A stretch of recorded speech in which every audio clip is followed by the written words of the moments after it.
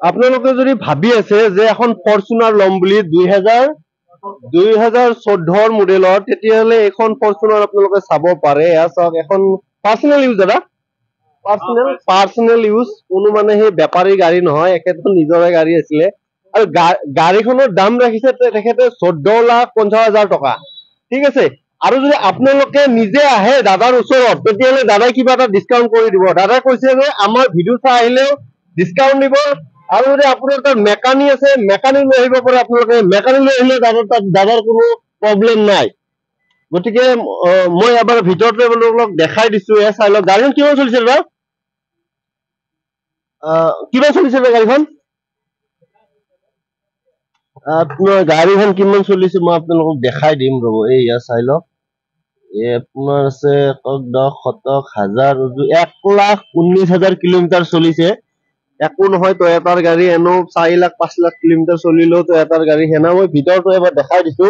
এয়া চাওক, কি ধুনীয়া চিট কভাৰ লগাই থৈ দিছে তেখেতসকলে। এয়া চাওক, কৰিবলগীয়া একো নাই, যি আছে চব কৰি তেখেতসকলে ৰেডি কৰি থৈ দিছে। খালি আপোনালোকে আহিব লাগে, আহি চাব লাগে।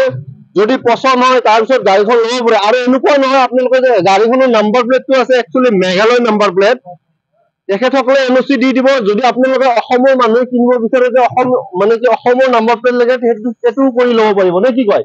NOC দি দিব তেখেতসকলে। দৰকাৰ হ'লে ডিটো অফিচৰ মানুহৰ লগত কথা পাতি দিব, দাদাৰ চিনাকি আছে। এয়া চাই লওক, মই গাড়ীখন এবাৰ দেখাই দিছো আপোনালোকক। গাড়ীখন খুব ধুনীয়া আছে। বহুতে কৈ থাকে যে দাদা ফৰচুনাৰ লাগে, ফৰচুনাৰ লাগে। মই মাজতে 11,00,000 টকীয়া ফৰচুনাৰ দেখাইছিলো, আজি আপোনালোকক দেখাইছো 14,50,000 টকাৰ ফৰচুনাৰ। এয়া চাই লওক, এই পুৰণা মডেল গাড়ী এনেও ভাল, মানে নতুন BS6 ৰ দৰে হ'বই নোৱাৰে। এয়া চাওক, গাড়ীখন মই দেখাই দিছো আপোনালোকক। এয়া দেখিছে, এয়া চাওক, মানে কি ক'ম আৰু আপোনাক, মানে গাড়ীখনত এবাৰ বহিয়ে লওঁ নেকি। এই গাড়ীখনত এবাৰ বহি লৈছো, একদম ধুনীয়াকৈ একদম।